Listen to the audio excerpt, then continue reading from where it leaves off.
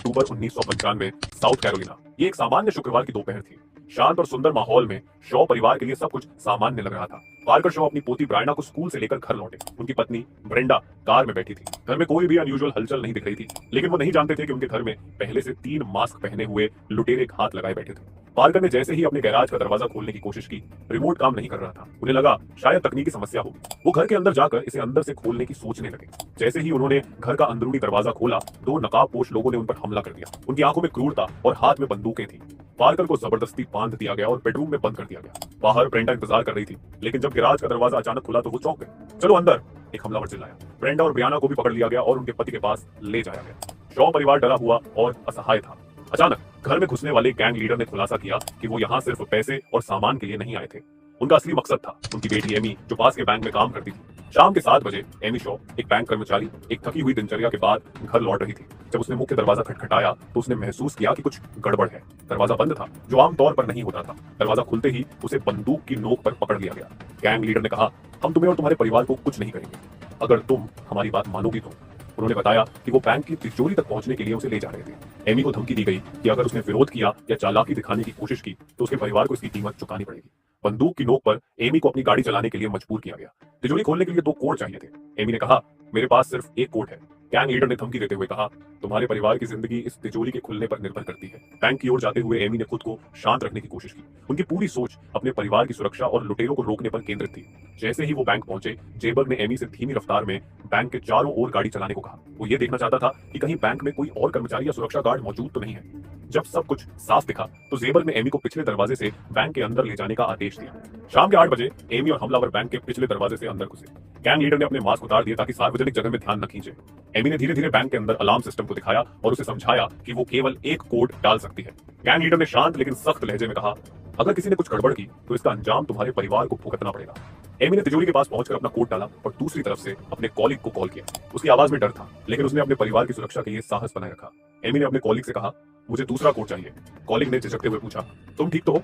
Gang leader ने phone छीनकर सीधे धमकी दी, अगर कोड नहीं मिला तो मैं खुद वहां आऊंगा। डर से कॉलिग ने कोड बताया। जैसे ही एमी ने दोनों कोड डाले, तिजोरी खुल गई। गैंग लीडर ने एमी को आदेश दिया कि वो उस कैश की ओर इशारा करे जिसमें डाई पैक न हो। गैंग लीडर ने जल्दी जल्दी $86,000 की कैश बैग में भर ली। जाते वक्त उसने एमी से कहा, अपने घर फोन करो और सुनिश्चित करो कि मेरे आदमी वहां से सुरक्षित निकले। उधर शॉ परिवार अपने लिविंग रूम में बंद था। परिवार के सदस्य हर आवाज पर चौकस हो रहे थे। तभी एक कार गली में आकर रुकी। ये एमी का भाई और उसकी पत्नी थे, जो अपनी बेटी के साथ वहां पहुंचे थे। जैसे ही वो अंदर आए, हमलावरों ने उन्हें भी बंधक बना लिया। अब घर में कुल 6 लोग बंदी थे। एक हमलावर ने कहा, हम जल्दी यहाँ से निकलेंगे। लेकिन जैसे जैसे समय बीत रहा था, हमलावर बेचैन होते जा रहे थे। अचानक गलती से बंदूक चल गई। धमाके की आवाज से पड़ोसियों को शक होने का खतरा बढ़ गया। गैंग लीडर से फोन पर बात करते हुए एक हमलावर ने बताया कि स्थिति नियंत्रण से बाहर हो सकती है। गैंग लीडर ने आदेश दिया, जितना जल्दी हो सके निकलो। परिवार को डराते हुए हमलावरों ने शॉ के दामाद की कार की चाबी ली, लेकिन जब वो गाड़ी निकालने लगे तो गाड़ी खाई में फंस गई। मजबूरन उन्हें पैदल ही भागना पड़ा। जैसे ही हमलावर भागे, शॉ परिवार ने राहत की सांस ली और खुद को आजाद किया।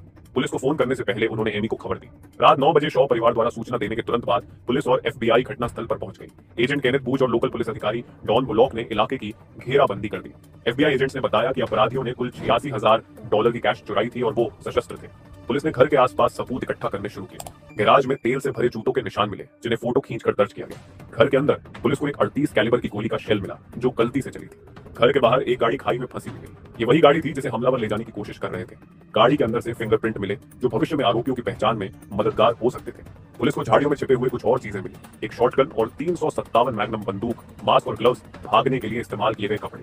जांचकर्ताओं ने इन सबूतों को इकट्ठा कर लिया, लेकिन अपराधियों का कोई ठिकाना नहीं मिला। इस बीच शॉ परिवार ने पुलिस को बताया कि तीनों हमलावर अफ्रीकी अमेरिकी पुरुष थे, लेकिन उनके चेहरों को कभी नहीं देखा गया क्योंकि वो मास्क पहने हुए थे। रात 10 बजे जब पुलिस ने अपहरण और बैंक डकैती के लिए एक ऑल पॉइंट्स बुलेटिन APB जारी किया, तो एक ऑफ ड्यूटी डेप्यूटी ने 2 संदिग्धों को पैदल चलते हुए देखा। डेप्यूटी ने उनको रोका और पूछा, आप लोग यहाँ क्या कर रहे हैं? उनमें से एक ने जवाब दिया, हम चर्च में बास्केटबॉल खेल रहे थे। डेप्यूटी को यह जवाब संदिग्ध लगा क्योंकि उस समय रात हो चुकी थी और चर्च का बास्केटबॉल कोर्ट अंधेरे में था और वहां कोई लाइट नहीं था। जब उन्होंने उनसे और सवाल किए तो दोनों व्यक्ति घबरा गए। पुलिस ने दोनों को हिरासत में लिया। जांच के दौरान पता चला कि उनके नाम डैनियल एवंस और लमार्को रोस्को थे। FBI एजेंट जेरी जोन्स ने उनसे अलग अलग पूछताछ शुरू की। दोनों ने अपराध में अपनी भागीदारी स्वीकार कर ली। एजेंट ने पूछा, गैंग लीडर कौन है? रॉस्को ने कहा, हमें सिर्फ इतना पता है कि उसका नाम क्रिस है। इस सुराग से एजेंट को क्रिस्टोफर जेबर का नाम पता चला। ये नाम पहले से ही पुलिस के रिकॉर्ड में था। पुलिस ने तुरंत उसकी तलाश शुरू कर दी। अगले ही दिन क्रिस्टोफर जेबर की मां को कॉल किया गया। उन्होंने अपने बेटे को सरेंडर करने के लिए मनाया। जेबर और उसकी गर्लफ्रेंड रात के 1 बजे उसकी मां के घर पहुंचे। अक्टूबर 1995 की आधी रात क्रिस्टोफर जेबर को पुलिस स्टेशन लाया गया। वो केवल 19 साल का था, लेकिन पहले से ही चोरी और बर्गलरी जैसे अपराधों में इन्वॉल्व था। उसे 5 साल की प्रोबेशन पर छोड़ा गया था, लेकिन उसने कुछ ही महीनों में अपना अपराध का सिलसिला फिर शुरू कर दिया। FBI एजेंट जेरी जोन्स ने उससे पूछताछ शुरू की। जेबर ने खुद को निर्दोष साबित करने की पूरी कोशिश की। उसने दावा किया, मैं उस दिन अपनी गर्लफ्रेंड और एक दोस्त के साथ माउंट वर्नन में था। हमने फिल्म देखी और फिर रात को वापस आए। लेकिन जब उसकी गर्लफ्रेंड और दोस्त से अलग से पूछताछ की गई तो उन्होंने उसकी बातों को झूठा साबित कर दिया। जेबर ने नई कहानी कही। उसने कहा, मैं उस समय एक ड्रग डील में व्यस्त था, इसलिए मैं बैंक डकैती में शामिल नहीं था। FBI और पुलिस को समझ आ गया कि जेबर एक चालाक और जिद्दी अपराधी है। उन्होंने उस पर अपहरण, बैंक डकैती और साजिश के 6 आरोप लगाए। जेबर पर दबाव बढ़ता गया। आखिरकार जेबर ने अपराध में अपनी भागीदारी स्वीकार की। उसने बताया कि उसने ये योजना बनाई थी, लेकिन दावा किया कि उसके पीछे एक बड़े आपराधिक संगठन का हाथ था। ये स्पष्ट था कि वो अपनी सजा को कम करने की कोशिश कर रहा था। मार्च 1996 में जेबर को गिरफ्तार कर लिया गया और उसे एक लोकल जेल में रखा गया। वहां उसकी मुलाकात जेरोम फ्रियरसन बे नाम के एक और बैंक डकैत से हुई। दोनों ने जेल से भागने की योजना बनाई। उस समय जेल में कंस्ट्रक्शन वर्क चल रहा था, जिससे उन्हें अपनी योजना को अंजाम देने का मौका मिल गया। 27 मार्च की सुबह जेल के एक गार्ड ने महसूस किया कि एक दरवाजा खुला हुआ है। जब कैदियों की गिनती की गई तो पता चला कि जेबर और फ्रियरसन बे भाग चुके हैं। जेल के बाहर काम कर रहे कंस्ट्रक्शन वर्कर्स ने 2 कैदियों को जंगल की ओर भागते हुए देखा। तुरंत सर्च ऑपरेशन शुरू किया गया। पुलिस ने जंगल और आसपास के दलदली इलाकों को खंगाला। हेलीकॉप्टर से भी तलाशी ली गई, लेकिन दोनों अपराधी कहीं नहीं मिले। FBI को शक था कि उन्हें बाहर से मदद मिली है। जल्द ही ये पता चला कि जेबर की गर्लफ्रेंड और एक महिला सहयोगी ने जेल के पास एक चोरी की हुई कार और कुछ सामान छिपा कर रखा था। दोनों कैदी जंगल में छिपे हुए सामान तक पहुंच गए। वो नई कपड़े पहनकर और हथियार लेकर फरार हो गए। अगले ही दिन नॉर्थ कैरोलिना के लंबरटन में एक बैंक लूटा गया। गवाहों ने बताया कि अपराधी जेबर और फ्रायरसन बे जैसे दिखते थे। चोरी की कार को पास में ही छोड़ दिया गया। लंबरटन में बैंक डकैती के बाद पुलिस को जेबर और फ्रियरसन बे का नया सुराग मिला। दोनों अपराधी अब 220 मील उत्तर में थे और तेजी से आगे बढ़ रहे थे। लंबरटन पुलिस और FBI की टीम ने अपराध स्थल पर मौजूद गवाहों से पूछताछ की। बैंक कर्मचारियों ने बताया कि दोनों अपराधी हथियारों से लैस थे और उन्होंने बेहद ठंडे दिमाग से पैसे लूटे। सुरक्षा कैमरों ने उनकी ब्लरी इमेज कैप्चर की थी, लेकिन इतना तय था कि ये वही अपराधी थे। डकैती के कुछ घंटे बाद पुलिस को लंबरटन के पास एक घर में घुसपैठ और कारजैकिंग की रिपोर्ट मिली। दंपति ने बताया कि 2 सशस्त्र लोग उनके घर में घुसे, उन्हें धमकाया और उनकी कार छीन ली। पीड़ित महिला ने बताया वो बेहद खतरनाक और डराने वाले थे। FBI ने तुरंत नई कार की जानकारी निकालकर एक ऑल पॉइंट्स बुलेटिन APB जारी किया। रात के समय कार को रैली नॉर्थ कैरोलिना में देखा गया। पुलिस को समझ आ गया कि अपराधी अब उत्तर की ओर बढ़ रहे हैं। FBI ने अनुमान लगाया कि उनका अंतिम लक्ष्य न्यू जर्सी या न्यूयॉर्क हो सकता है, क्योंकि फ्रियरसन बे के रिश्तेदार उस इलाके में रहते थे। इस बीच FBI ने देखा कि अपराधियों का एक पैटर्न बन रहा है। वो I-99 हाईवे के साथ साथ बैंक डकैतियां कर रहे थे। हर बार वो कैश जुटाकर नई गाड़ियां और हथियार ले रहे थे। फ्रेडरिक्सबर्ग वर्जीनिया में एक और बैंक लूटने के बाद FBI ने पुष्टि की कि जेबर और फ्रियरसन बे एक साथ थे। उनकी पहचान गवाहों और सुरक्षा कैमरों की मदद से स्पष्ट हो चुकी थी। लेकिन न्यू जर्सी पहुंचने के बाद फ्रियरसन बे ने एक गलती कर दी। FBI को टिप मिली कि वो पेटरसन न्यू जर्सी के एक मोटल में छिपा हुआ है। गुप्त निगरानी की गई और जब फ्रियरसन बे अपनी कार के पास गया तो FBI की SWAT टीम ने उसे चारों ओर से घेर लिया। कार से बाहर आओ, एक एजेंट ने चिल्लाया, लेकिन फ्रियरसन बे ने दरवाजा बंद कर लिया और अंदर से लॉक कर लिया। SWAT टीम ने MP5 सबमशीन गन के बट से खिड़की तोड़ दी और फ्रियरसन बे को खींचकर बाहर निकाला।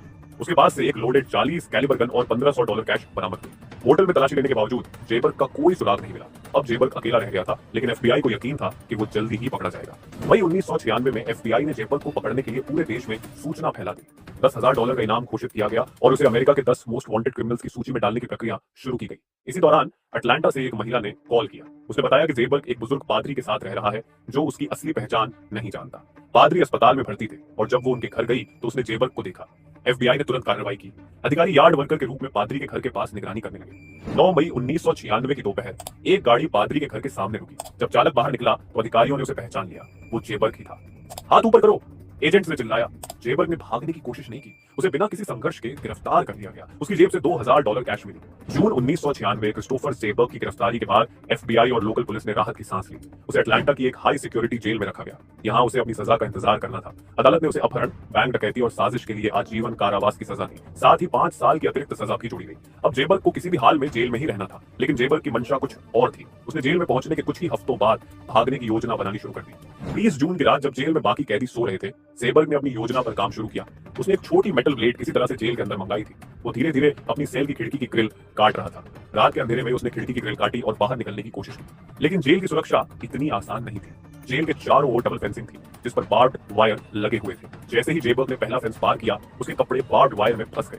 उसने किसी तरह तारों को हटाया और आगे बढ़ा।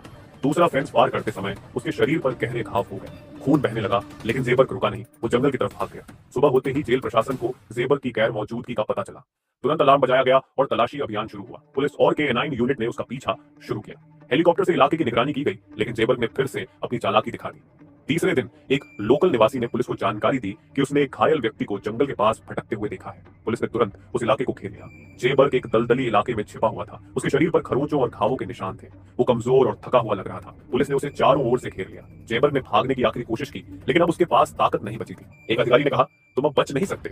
जेबर्ग ने अंत में आत्मसमर्पण कर दिया। उसे फिर से गिरफ्तार किया गया और इस बार उसे अटलांटा के मैक्सिमम सिक्योरिटी जेल में भेज दिया गया। और जेबर्ग उसके बाद कभी भाग नहीं पाया और आज भी उसी जेल में कैद है।